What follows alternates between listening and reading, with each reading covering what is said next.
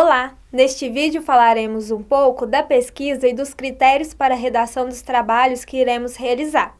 Quanto à metodologia de pesquisa propriamente, existem várias técnicas a serem utilizadas e cada aluno precisa verificar com o seu orientador qual é a mais apropriada para o trabalho que irá realizar. Mas uma dica importante é quanto às fontes. Elas devem ser variadas e possuir credibilidade. Portanto, prefira livros e trabalhos científicos, como teses, dissertações e artigos, do que, por exemplo, Wikipídias ou outros sites não confiáveis. Já para a redação do seu trabalho, eu sugiro que você elimine informações supérfluas, que use uma sequência lógica com começo, meio e fim e faça uma boa articulação das ideias. Não são todos, mas a maioria das revistas e eventos científicos nacionais adotam as normas da ABNT para a formatação de trabalhos científicos. Então, após escolher o periódico para divulgar seu trabalho, é importante que você visite a seção Diretrizes para Autores e verifique essas exigências de cada revista. De toda forma, vamos conhecer brevemente algumas normas brasileiras. São 3 as mais importantes nesse momento: a NBR 14724, a NBR 10520 e a NBR 6023. Vou comentar um pouquinho de cada uma delas. A NBR 14724 apresenta os elementos pré-textuais, textuais e pós-textuais que são exigidos em textos científicos, como, por exemplo, sumário, introdução, desenvolvimento, conclusão e referências. Nem todos serão necessários para o seu trabalho.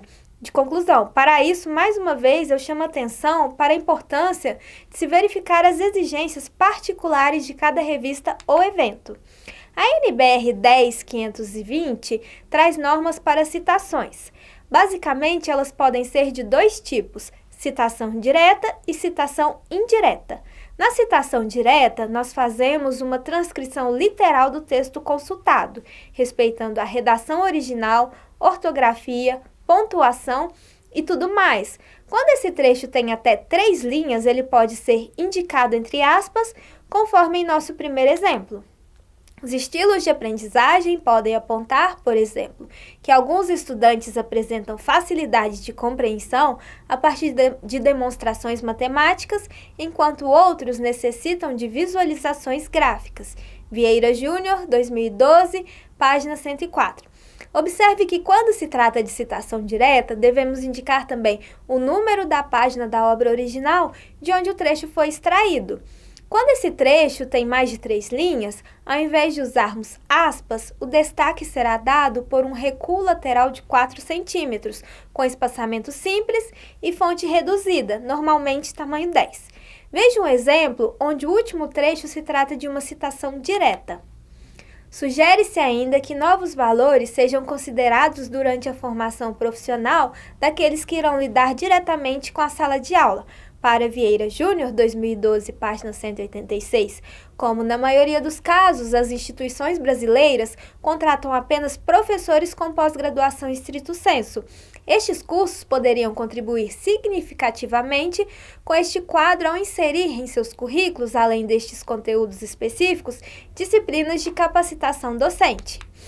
Observe que esse formato de citação autor e data pode aparecer de 2 maneiras: dentro do parênteses, e aí escrevemos o nome todo em letras maiúsculas, ou fora do parênteses, apenas como a inicial maiúscula quando desejamos inserir o próprio autor no nosso parágrafo. Se eventualmente quisermos chamar a atenção para alguma palavra da citação direta, podemos colocá-la em negrito, mas como essa alteração não constava no texto original, devemos indicar na frente da citação, entre parênteses, grifo meu ou grifo nosso, se você estiver trabalhando com mais pessoas em coautoria.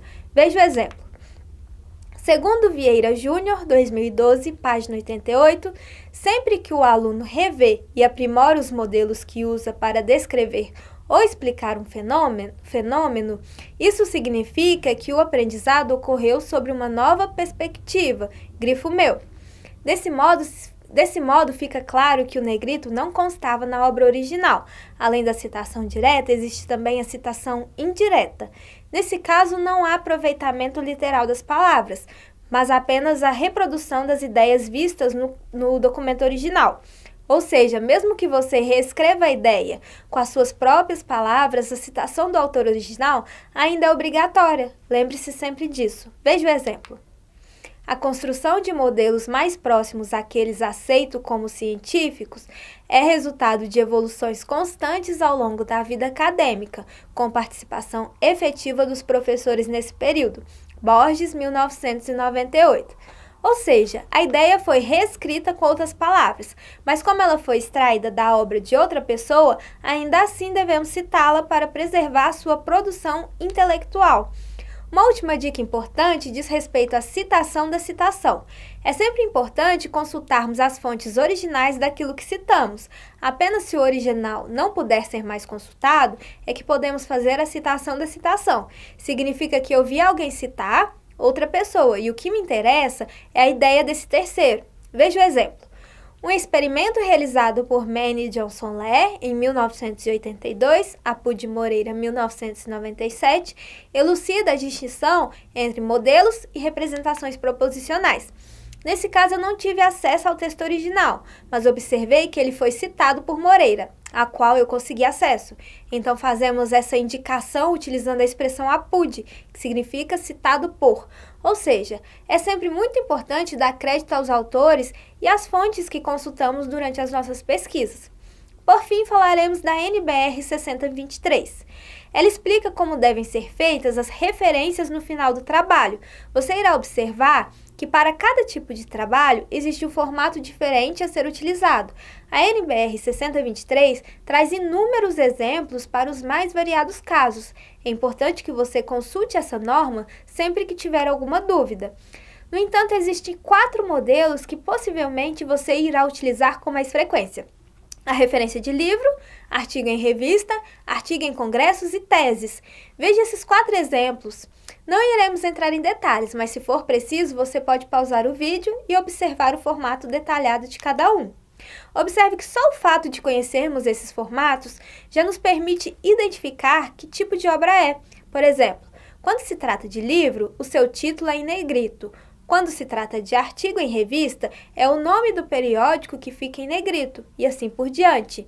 Então, para finalizar, temos que lembrar que 3 normas brasileiras são importantes nesse momento: a NBR 14724, a NBR 10520 e a NBR 6023. Assista esse vídeo novamente se for necessário.